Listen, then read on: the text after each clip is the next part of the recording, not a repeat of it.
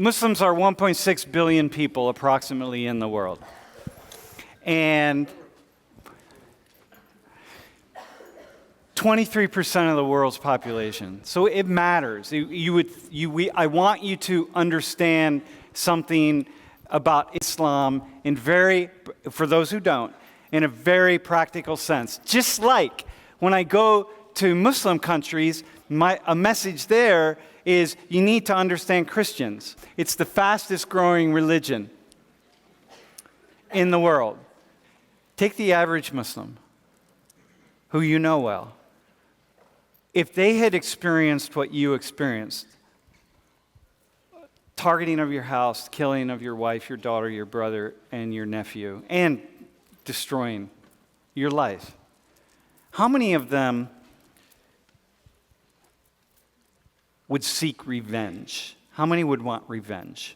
And I said, how many would respond more like you and and just want peace? What I said was, how many would just want peace? They just want to stop the violence, stop the war, stop the bloodshed, just please stop killing. And you said 98%. Yes, I'm talking about the average, not fanatic Muslim, average person like me who wants to live in peace. He wants to go on his own everyday living, sick of war, sick of car bombs, sick of assassinations.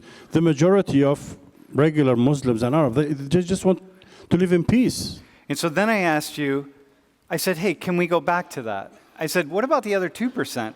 And we talked about, well, wanting revenge or wanting to lash out is not actually lashing out. So of the other 2%, I said, does that mean they would lash out? And you said, no, they still wouldn't lash out. They would just feel like they want to. Yeah, they just want to be in peace. That's why I want you to understand, everybody wants to live in peace. Pew Research did a poll on views toward violence, toward civilians. And they polled people around the world. They polled some 38,000 people in, I think, 38 Muslim countries, and then 80 different countries. It's all out. And they asked their views about extremism. When is it okay, or is it okay to use violence, for military to use violence on innocent civilians? And Muslims, especially Muslims in the United States, were far more likely than Christians, Jews, and other groups to say, no, it's never okay to use violence against civilians. And that doesn't mean that there aren't people who don't. But what it means is, just as a general rule, when I hear people talking about Islam as a violent religion, and I think all of the indicators show that it's actually less violent in philosophy and so on, we happen to be at a period of history when there are groups of Muslims who are acting in very violent ways. Exactly, yeah. The people who are acting in a violent way, they are acting out of hopelessness, and they feel that they have been dehumanized, their rights have been taken away from them, and that's why they are acting this way. So if you leave them alone, be in peace, you will see no violence from Arabs or Muslims. Do you identify first as an American or as a Muslim/Christian? And Muslims, the number who identified as their religion first, it's like 49% versus 44%. Okay, these are Americans.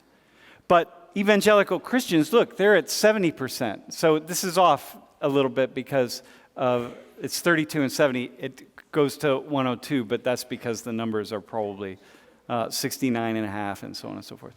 Anyway, and then look at Christians on average. So it's like, very similar, right? Very similar. Okay, next slide. I just want to show you a few things. This is in the United States. My religion is the only way to eternal life. They're very basically kind of the same, 35%. We believe the same thing. What's that? We believe in the same thing. Yeah, it's the same God. I mean, it's the same everything. Yeah, I know.